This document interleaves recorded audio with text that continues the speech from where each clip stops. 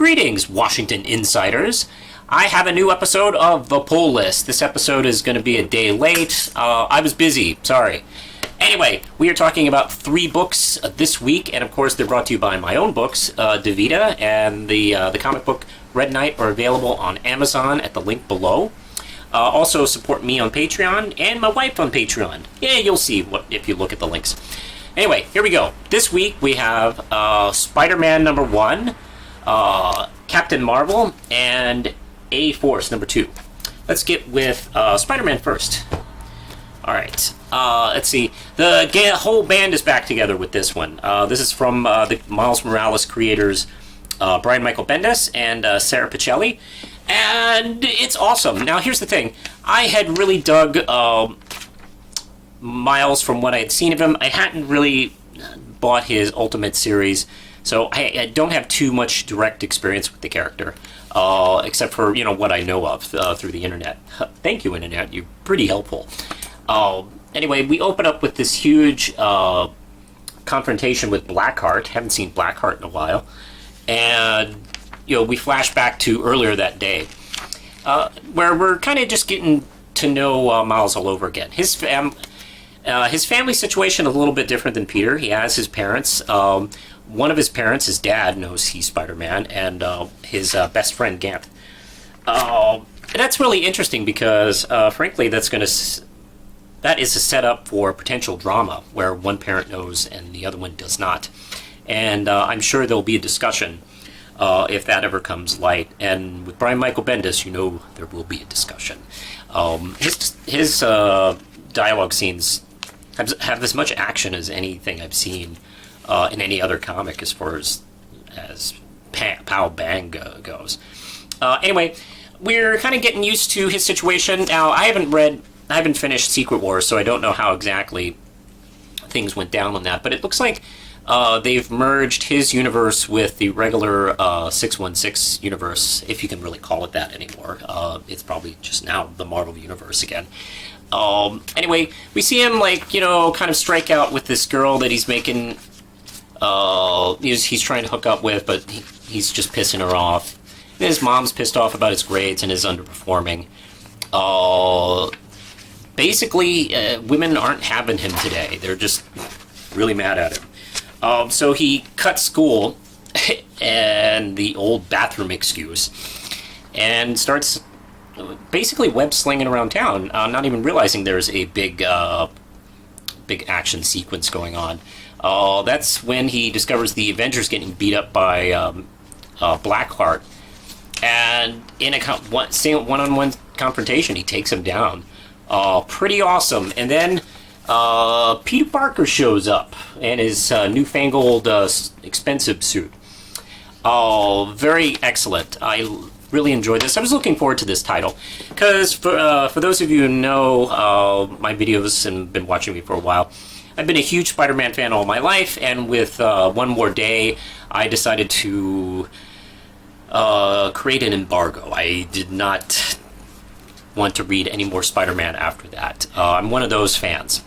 And, hey, this is a Spider-Man book, but it's not Peter Parker. Loophole. So I was able to, jump in on this. I actually considered doing that during the Ultimate issues, but I was just not a fan of the Ultimate concept in general.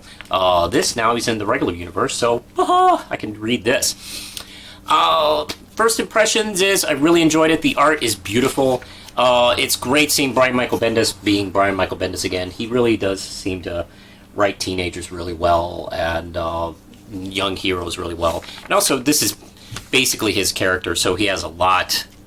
There's a lot of him in this character and his attitudes.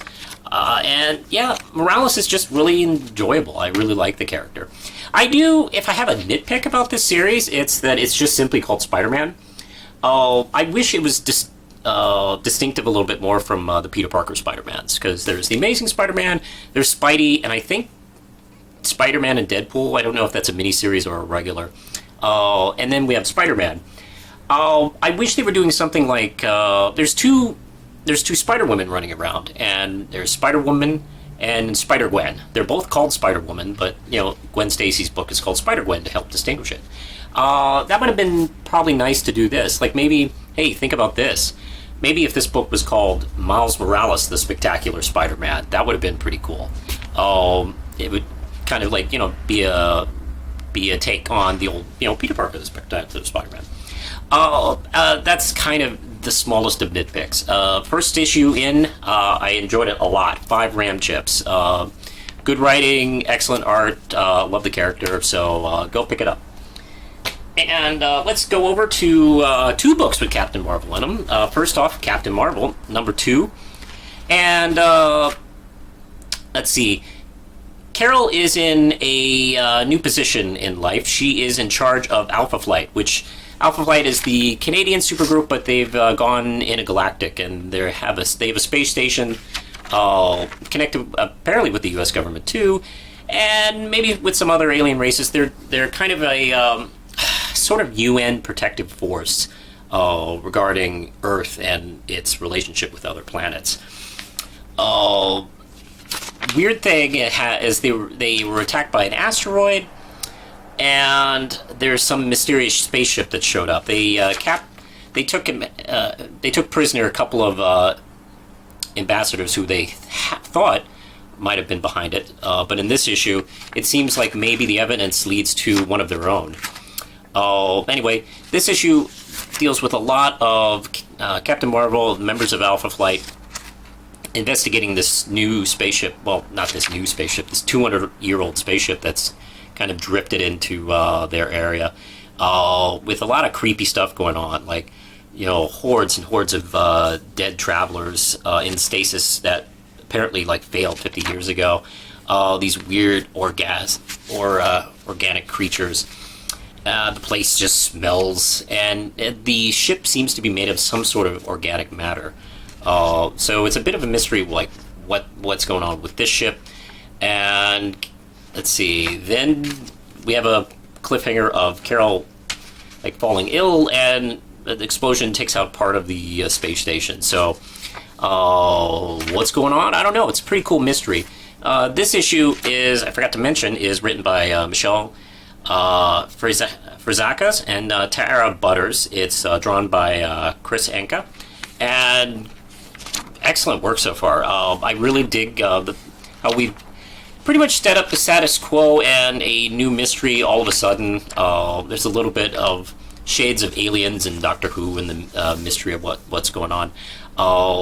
And Carol is just Carol, as always. What an excellent character. And I really like the characterization of her brand, some of the people who work at the Alpha Flight, and of course Alpha Flight, the heroes themselves.